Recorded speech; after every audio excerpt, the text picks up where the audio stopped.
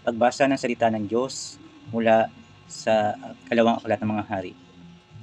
Sa ikasyam na taon ng paghahari ni Sedekiyas at sa ikasampung araw ng ikasampung buwan, dumating sa Jerusalem si Nabucodonosor na hari ng Babylonia, kasama ang buo niyang hukbo.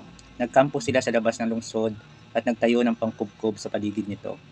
Kinubkob ang lungsod hanggang sa 11 taon ni Sedekiyas.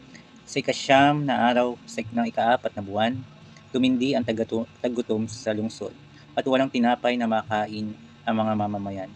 Kaya't nang mabutas ang pader ng lungsod, nagsitakas sa dilim ng gabi ang buong hukbo ng Huda sa pintuang nasa pagitan ng dalawang pader na nalapit sa hardin ng hari.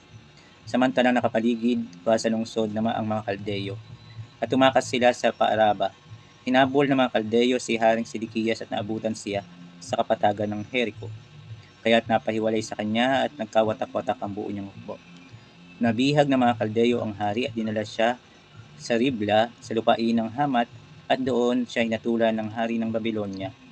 Sa harap niya, pinatay ang ng hari ng Babylonia ang kanyang mga anak na lalaki. Pagkatapos ay dinukit nito ang kanyang mga mata, kanadenas sa 2 tanikarang tanso at dinala sa Babylonia.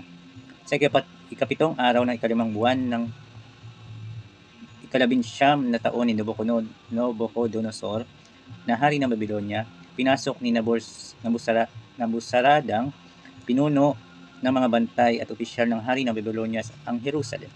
Sinunog dito ang bahay ni Yahweh at ang palasyo ng hari at lahat ng mahalagang bagay sa Jerusalem. Giniba ng hukbong Kaldeyo sa pamumuno ng pinuno ng mga bantay ang lahat ng pader na nakapaligid sa Jerusalem. Mga kapunla ang salita ng Diyos. Pinupuri ka namin, Panginoong Hesus Kristo. Amen.